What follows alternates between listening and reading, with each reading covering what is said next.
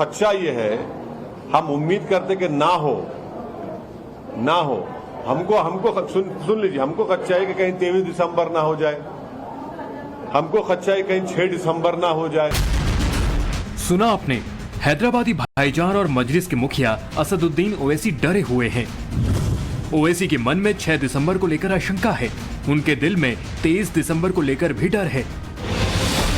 6 दिसंबर 1992 को अयोध्या में क्या हुआ था, ये सब जानते हैं। सवाल यही है कि 23 दिसंबर को क्या होने वाला है, और 23 दिसंबर को जो होने वाला है, क्या वो ओवैसी को पहले से ही पता है? मुझे को खदशा ये है, हम उम्मीद करते कि ना हो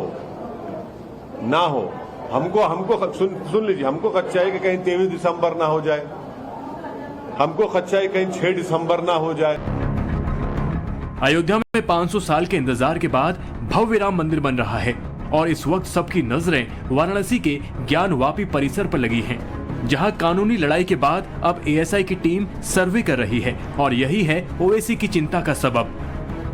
सर्वे के दौरान जो खबरें भीतर खाने से सामने आ रही हैं, उसमें मंदिर के अवशेष मिलने की बातें सामने आ रही हैं। अंडरग्राउंड पेनिट्रेटिंग रडार से किए जा रहे सर्वे में मस्जिद के तहखाने में पत्थरनुमा आकृति मिलने का दावा किया जा रहा है। हिंदू पक्ष के वकील सावन में भोले के भक्तों को खुशखबरी मिलने का दावा कर रहे हैं। डीजीपीएस मशीन का कल उपयोग किया गया है, आगे आने वाले समय में ग्राउंड पेनिट्रेटिंग रडार मशीन का उपयोग किया जाएगा, तो थोड़ा आप लोग धैर्य रखिए, ये काम चल रहा है और एएसआई अपना काम बखूबी कर रही है। शिव भक्त इस बात का इंतजार कर रहे हैं कि क्या बाबा के दर्शन की जिस बात करते थे आप लोग, वो सपना पूरा होगा क्या? बहुत जल्दी पूरा होगा, उसी के तरफ हम लोग काम कर रहे हैं, और मुझे पूरी उम्मीद है एएसआई इस देश की सबसे प्रीमियम एजेंसी है, वो अपना काम बखूबी कर रही है और ये काम आगे बढ़ता रहेगा। जो सत्य है वो तो प्रत्यक्षम किम प्रमाणम, सारे सबके सामने है, वो है वही ज्ञानवापी हमारा मंदिर है, सारे साक्ष्य सबके सामने आ जाएंगे, और उसी का इंतजार हम लोग वर्षों से कर रहे हैं। और अब जो माननीय एएसआई के माध्यम से सारे साक्ष्य जो है, जितने भी है, शंख चक्र गदा त्रिशूल ओम स्वस्तिक चिन्ह जितने भी है, सबके सब सामने आ जाएंगे, और हमारे ख्याल से 2 सितंबर को माननीय जो है एएसआई का अधिकारी माननीय न्यायालय में डॉक्टर ए के विश्वेश जी कार्यालय में जमा करेंगे। ज्ञानवापी पर जो कुछ भी हो रहा है, उससे ओवैसी को अयोध्या याद आ रहा है, इसलिए ओवैसी ने पहले ट्वीट किया और फिर मीडिया के सामने आकर बयान भी दिया। पहले ट्वीट देखिए, जिसमें ओवैसी ने लिखा कि ज्ञानवापी को लेकर एएसआई की रिपोर्ट जब सार्वजनिक की जाएगी तो कौन जानता है कि चीजें कैसे आगे बढ़ेंगी। उम्मीद करते हैं कि ना तो 23 दिसंबर और ना ही 6 दिसंबर की घटनाओं की पुनरावृत्ति हो। हम नहीं चाहते कि बाबरी मस्जिद जैसा मामला और खुल जाए। अब हमको खदशा ये है कि अब जब एएसआई की रिपोर्ट आएगी तो बीजेपी आरएसएस एक नैरेटिव सेट करेगी। इलाहाबाद हाईकोर्ट का ऑर्डर आने से पहले उत्तर प्रदेश के चीफ मिनिस्टर ने ये बात कही थी कि बिल्डिंग पुकार कर बयान दे दिया, वो नैरेटिव सेट कर रहे थे। अब जैसा एएसआई का रिपोर्ट आएगी, नैरेटिव सेट किया जाएगा पूरे देश में। उसके बाद मुझे को खदशा ये है, हम उम्मीद करते कि ना हो हमको सुन लीजिए, हमको खदशा है कि कहीं 23 दिसंबर ना हो जाए, हमको खदशा है कहीं 6 दिसंबर ना हो जाए। खदशा है, एप्रीहेंशन जिसको बोलते हैं इंग्लिश में, वो है हमको। और हम नहीं चाहते कि ऐसे कई बाबरी मस्जिद के इश्यूज खुल जाएं। और आखिर में आपको याद दिला रहा हूं पर्सनली, आप थे, हमारे दोस्त थे, और हमारे आप भी थे, जब बाबरी मस्जिद का फैसला आया था, मैंने कहा था कि ये सब खुलेंगे, ये सब मसले बढ़ेंगे। ओवैसी बीजेपी पर एएसआई सर्वे को लेकर एक नैरेटिव सेट करने का आरोप लगा रहे हैं। जब से ज्ञानवापी पर यूपी के मुख्यमंत्री योगी आदित्यनाथ का बयान सामने आया है, तब से ओवैसी बीजेपी पर इस संदर्भ में वैसे ही माहौल बनाने की आशंका जाहिर कर रहे हैं, जैसे अयोध्या में राम मंदिर के वक्त हुआ था। सवाल यही है कि क्या हैदराबादी भाईजान ज्ञानवापी के मुद्दे पर विवादित बयान देकर अभी से मुसलमानों को भड़का रहे हैं? क्या ज्ञानवापी के रूप में ओवैसी को अपनी मुस्लिम परस्त सियासत सेट करने का मुफीद मौका मिल गया है?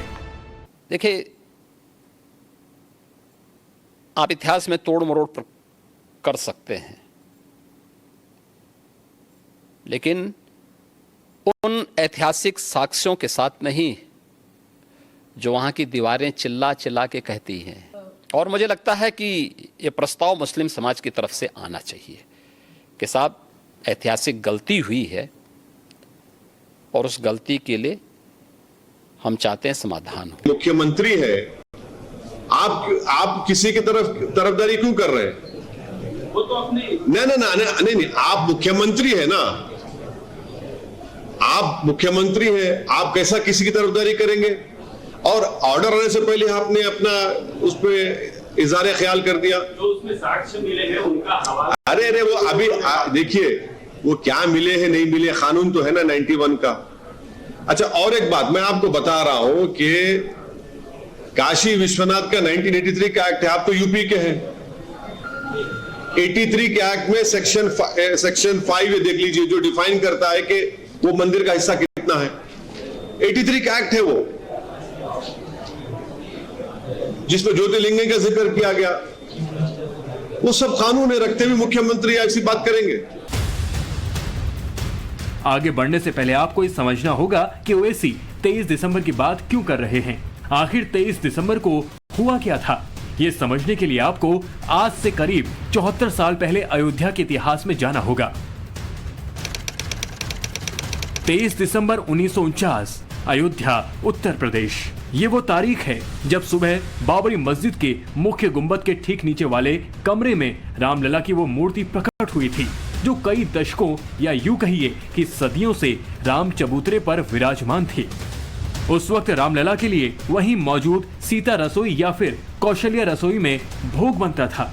उस वक्त राम चबूतरा निर्मोही अखाड़े के नियंत्रण में था और अखाड़े के साधु संत ही वहां पूजा पाठ करते थे।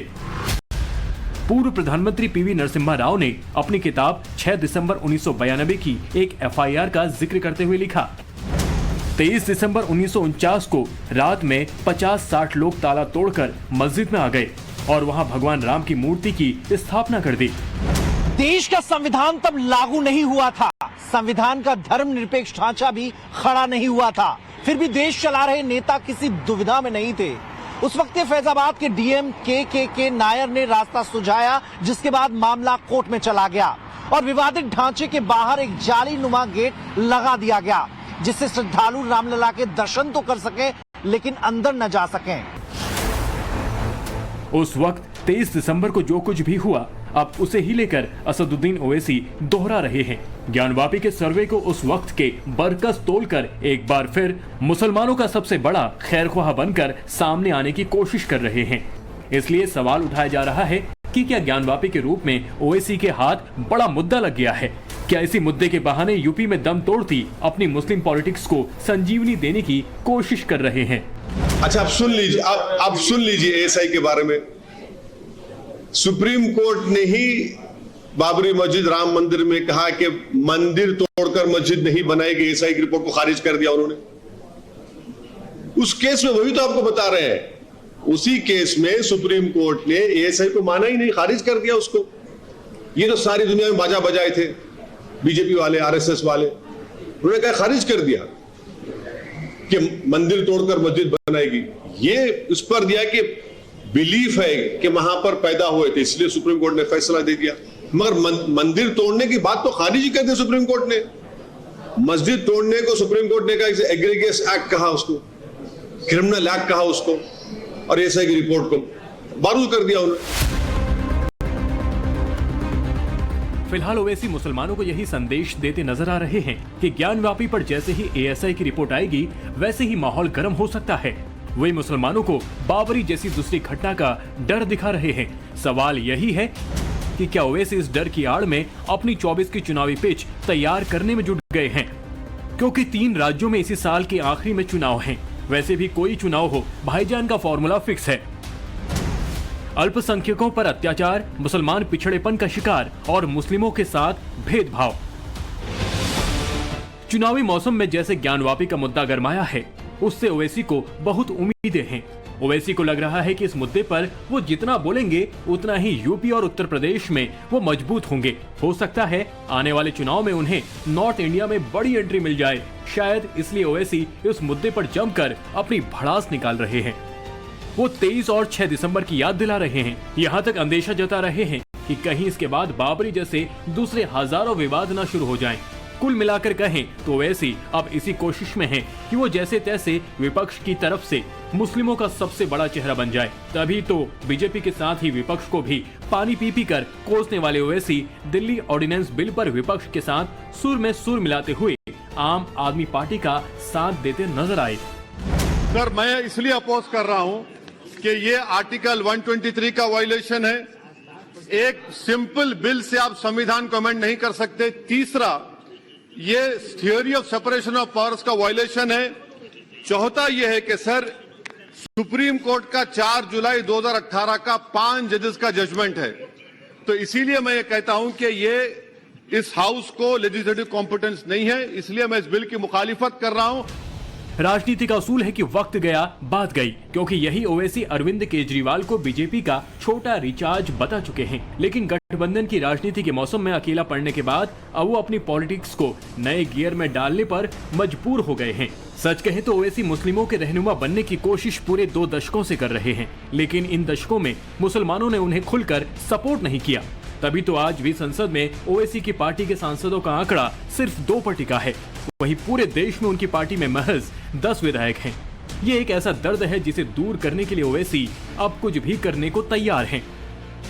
अब ओवैसी को लगने लगा है कि अगर मुसलमानों की दुहाई देकर इसी तरह विपक्ष से किनारा करते रहे तो शायद 2024 में उनकी सियासत पर पूरी तरह ब्रेक न लग जाए।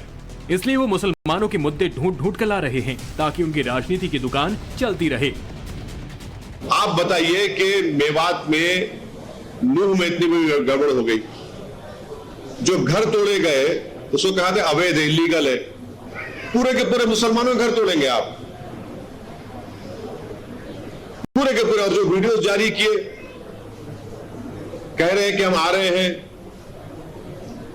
क्या क्या नहीं कहा उस बकवास वीडियोस में। अच्छा, दूसरे दिन जब गुरुग्राम में रोड ब्लॉक किसने किया, जो लोग मस्जिद के इमाम का कत्ल किए उनका घर तोड़ेंगे आप, जो मस्जिद को जलाने की कोशिश की उनका घर तोड़ेंगे आप, जो मस्जिद के 2 आज जिंदगी और मौत की लड़ाई लड़ रहे उनका घर तोड़ेंगे आप?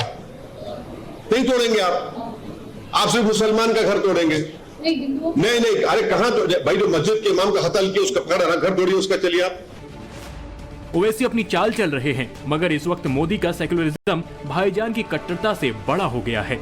अब ये करीब करीब तय हो गया है कि 24 का चुनाव हिंदू वर्सेस मुसलमान नहीं होगा, क्योंकि प्रधानमंत्री मोदी ने जिस रणनीति के साथ मुस्लिम समाज में पहुंच बढ़ाई है, उसने धर्म की राजनीति पर एक तरह से फुल स्टॉप लगा दिया है। ओवैसी भी इस बात को अच्छी तरह समझ रहे हैं, इसलिए अब उनका थोड़ा झुकाव विपक्ष की तरफ देखा जा रहा है।